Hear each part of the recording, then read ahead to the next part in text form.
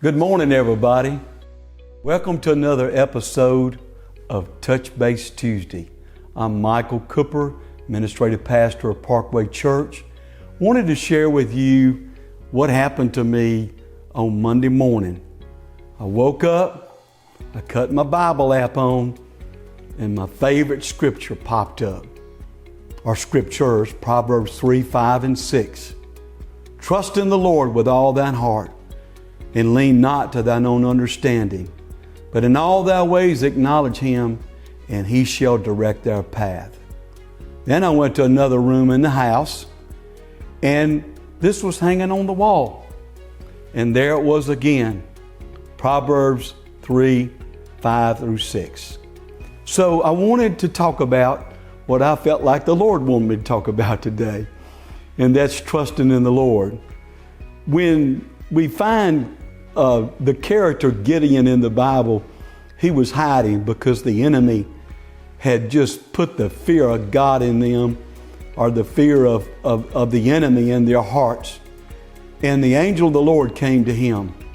But on and on as the story goes, God wanted to use him, but Gideon had a problem like we all do. He had a trust problem. The voice of God speaking, but yet he wanted to see the visible. He wanted to see the tangible. Aren't we like that? To where that sometimes our faith wavers, but we've got to trust in the Lord. Gideon reminds me of the story of the man who was walking along a cliff, and suddenly he loses his balance and falls off. As he was falling, he was able to grab and hold on to a ledge. So he's barely hanging there, holding on for dear life. After a while, he decides to call for help.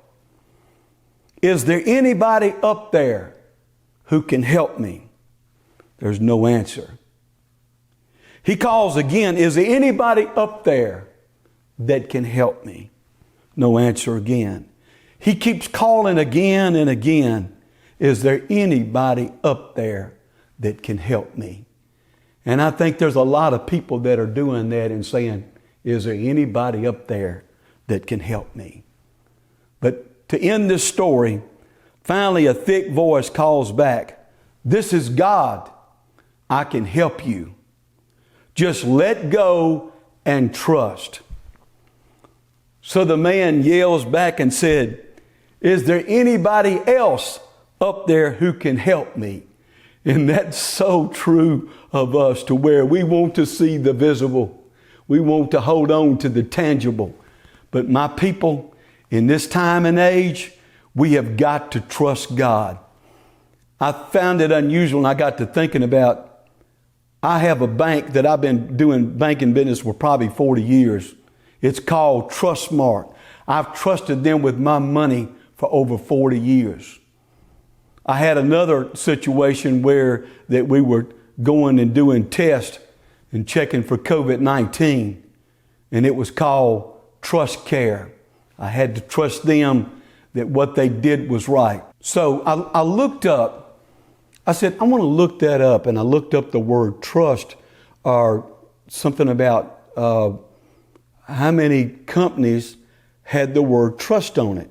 And what it did, it sent me to a deal that it was in another country, that you just can't, if you're starting up a business, I found out, you just can't put the word trust on there because they call it a sensitive word.